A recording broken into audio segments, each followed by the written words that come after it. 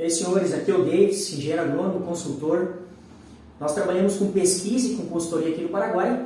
E hoje eu quero trazer para vocês aqui um trabalho que nós realizamos na safra 21-22, né? Posicionando diferentes herbicidas pré-emergentes, pensando no manejo da buva na entre-safra, que é aquele período pós-colheita do milho, né? Que nós temos aqui então predominantemente sempre a buva como nossa principal erva daninha no nosso ambiente agrícola.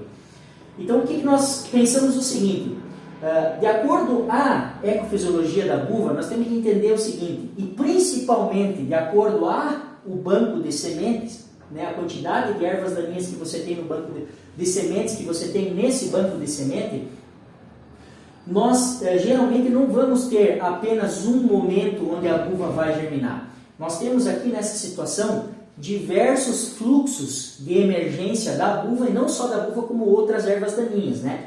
Então é pensando nesse ponto que nós realizamos esse trabalho, né? Porque nós temos um período muitas vezes de 50, 60, 70 dias após a colheita, onde nós temos um momento ideal para realizar o controle, que é sempre pensando no tamanho da buva, mas após isso nós podemos ter novos fluxos. Então é pensando nesses fluxos, né, nesses novos fluxos de emergência que nós posicionamos esses herbicidas aqui. E obviamente sempre pensando no quê? Na relação custo-benefício. Porque hoje o controle de erva daninha é um ponto bastante delicado e que tem onerado bastante o nosso custo de produção. Então, notem o seguinte, esse trabalho aqui, nós realizamos a aplicação no dia 14 de julho e a avaliação foi feita 50 dias após a aplicação. Mais ou menos no dia 7 de setembro nós realizamos a avaliação. Então, note que nós temos diferenças aqui, né, significativas entre os tratamentos. Nós temos diversos mecanismos de ação aqui. Por exemplo, esse aqui é um inibidor da síntese de caroteno. Aqui nós temos uma mistura entre dois herbicidas, né? Um inibidor da divisão celular mais um ALS. Aqui é um inibidor de protóx, um ALS. Aqui é um protóx, aqui é um ALS. Ó, e um dado interessante, veja que nós temos aqui o T5 e o T7. Esses dois herbicidas têm o mesmo mecanismo de ação, são inibidores, né, da ALS. Agora, existe uma diferença, né, estatística entre os tratamentos, né, porque são dois grupos químicos diferentes. Então, muitas vezes, mesmo tendo o mesmo mecanismo de ação, nós podemos ter diferenças no controle em função das características físico-químicas de cada herbicida. Ok? Então, note que nós temos aqui alguns resultados muito interessantes.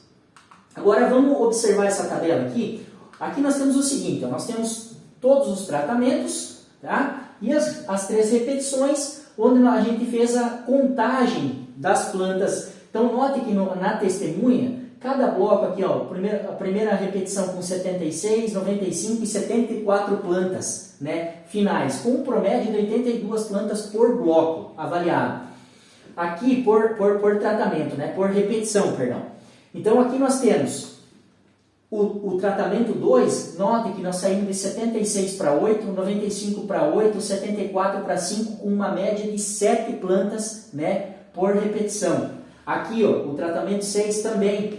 Esses dois tratamentos, o T2 e o T6, são os tratamentos com melhor controle, né, com 90% e 85%, se não me engano, de controle. Mas nós temos, mesmo assim, pensando aqui, ó, outros tratamentos como o T7, aqui, ó, saindo de 82 para 23 plantas promédio, né, na contagem final. Então, mesmo não tendo um resultado parecido com os melhores, ainda assim a gente teve um bom resultado.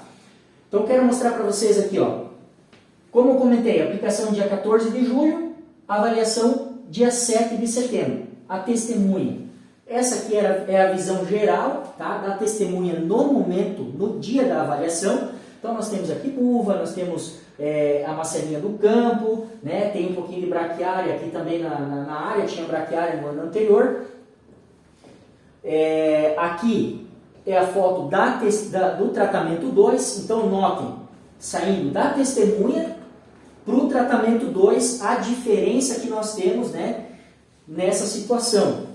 Sempre pensando que isso aqui é 50 dias após a aplicação. Então, muito bom o controle, né? Muito bom o período residual desse herbicida nessa situação. Ó, testemunha, tratamento 2, uma diferença muito grande entre eles, né? Então, o tratamento 3 também, embora não tenha sido o melhor, mesmo assim, se você comparar com a testemunha, nós temos uma diferença significativa, né, de controle. Aqui o tratamento 5, né? Note que você já começa a ter um pouco mais de ervas aparecendo. Aqui ele teve 57% de controle. E o tratamento 7, né, com 72% de controle.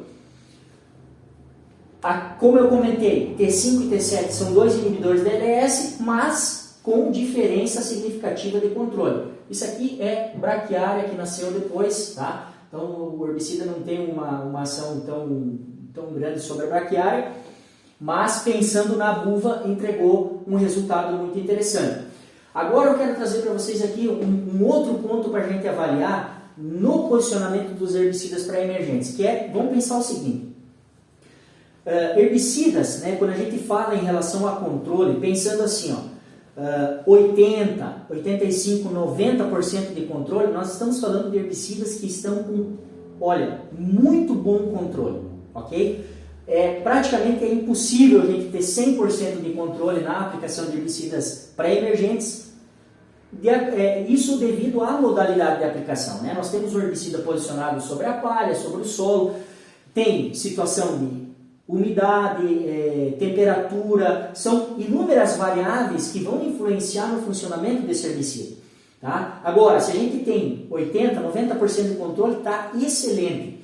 Mas existe um outro ponto que a gente tem que recalcar, que é o seguinte, mesmo não tendo um controle 100%, se ter 50%, 60%, 70% como alguns herbicidas, isso aqui, por exemplo, essas duas fotos aqui se referem ao tratamento 5 e ao tratamento 7. Os dois inibidores da LS. O que acontece? Você não tem 100% de controle, mas o herbicida, mesmo assim, atuando no solo, mesmo que você tenha uma emergência da erva daninha, essa planta aqui, ela pode se fitointoxicar com o herbicida e aí prejudicando o seu desenvolvimento. O que vai acontecer? A planta vai ficar menor, né, fitointoxicada, e aí o nosso controle pós-emergente fica mais fácil. Então essa é outra vantagem da gente fazer o uso do herbicida pré-emergente, né? Pensando nesse período, nessa janela longa que nós temos, né, no manejo de entre-safra, pós-colheita do milho, pensando especificamente em buva. Mas obviamente que nós podemos trazer isso para outras ervas daninhas de difícil controle, como picão, como caruru, trapoeraba, enfim. De acordo com a erva daninha, obviamente nós vamos ter que usar uma estratégia diferente de controle. Mas, mesmo assim, a gente tem ainda um benefício da aplicação do herbicida pré-emergente. Então, vamos voltar lá para a parte inicial, aqui no gráfico inicial. Então, esse aqui é o resultado final, tá? Dos diferentes tratamentos. Sempre pensando, como eu comentei no início, na questão custo-benefício, no posicionamento de cada um deles. A nossa ideia sempre é fazer pesquisa local de acordo às nossas necessidades, de acordo ao nosso ambiente, as características de solo, de ambiente, né, as características de levantamento florístico, né, que a gente tem, ou seja, quais as ervas daninhas predominam no nosso ambiente e quais são as mais difíceis de controlar. Então, sempre o nosso trabalho na consultoria, na pesquisa, é tentar extrair o melhor de cada produto, né, para melhorar o posicionamento e assim ter um retorno econômico maior. Tá bom? Então, se vocês têm alguma dúvida em relação a esse trabalho, quiser conhecer um pouco mais também o nosso trabalho de pesquisa, de consultoria aqui no Paraguai, eu me coloco à disposição de cada um dos senhores. É só entrar em contato pelo telefone, tá? E a gente pode ou mandar uma mensagem no Instagram, diretamente, a gente vai trocando ideia e vai conversando, beleza? Muito obrigado pela atenção de todos e até mais.